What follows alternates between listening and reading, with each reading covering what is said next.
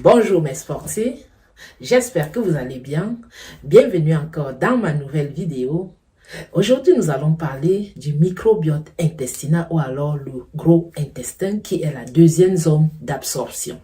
Mais avant de continuer, je t'invite à faire un tour dans ma page YouTube et Facebook, d'acquérir des informations afin de mieux suivre et de mieux comprendre la suite de cette vidéo aujourd'hui. Je suis nutritionniste, diététicienne et coach de sport basée en Allemagne et mon objectif toujours est de simplifier les informations, te mettre dans la main afin que tu puisses être capable de protéger ta santé. Alors pourquoi parler du microbiote? Quelle est son importance?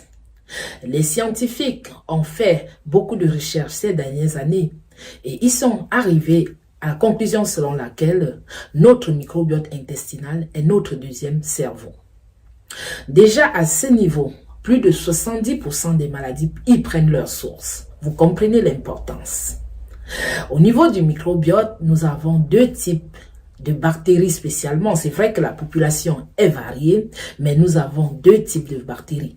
Nous avons les bactéries à gram positif et les bactéries à gram négatif.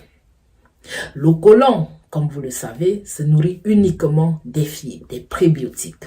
Donc, si vous arrivez à donner 30 grammes à votre côlon tous les jours, au gros intestin tous les jours, comme recommandé sur le plan nutritionnel, les bonnes bactéries vont se multiplier, ils vont se croître et ils vont défendre. Ils sont responsables de la défense de notre système immunitaire. Et par là même, nous allons éviter les maladies, nous allons être en santé, nous allons péter la forme et on parle de l'obiose.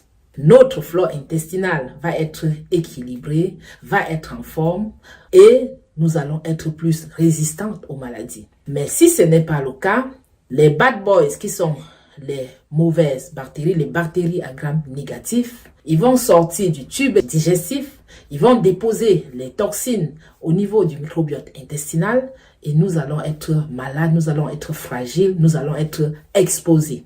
Au niveau du microbiote intestinal se trouve le nerf vague qui est connecté directement à notre cerveau. Et c'est pour cette raison, quand vous avez mal au ventre, vous sentez directement mal à la tête. Ceci montre l'importance d'une flore intestinale équilibrée.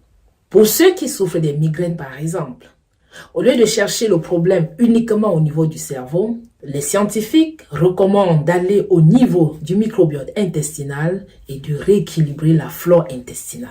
Quand vous êtes par exemple mécontent, quand vous n'êtes pas en forme par exemple, si vous arrivez à booster le côlon, vous allez vous sentir relax, vous allez vous sentir en joie, puisque c'est dans cette zone que la sérotonine, qui est l'hormone de joie, aussi prend sa source. Nous avons des virus, nous avons des champignons au niveau du microbiote intestinal, mais si les bonnes bactéries sont en forme, qui sont les bactéries à gram positif, en cas de maladie, ces bactéries vont faire signe aux champignons et aux virus et ils vont se lier, se souder ensemble pour pouvoir combattre l'étranger ou la maladie qui cherche à vous attaquer. Vous allez éviter la constipation, vous allez éviter les problèmes gastriques puisque l'Helicobacter pylori qui cause les problèmes gastriques est situé généralement au niveau du microbiote intestinal. Les personnes qui souffrent du diabète aussi, de la tension et presque de toutes les maladies, c'est dans le microbiote intestinal qu'il faut chercher à réguler si on veut soigner cette maladie. Vous l'avez compris mes sportifs, abonne ma page, partage, like, laisse-moi des commentaires comme toujours et toujours pour nous encourager, m'encourager dans ce que je fais et aussi pour éclairer, parle-en à tes voisins car nous avons un objectif, c'est de promouvoir la santé. Merci, au revoir.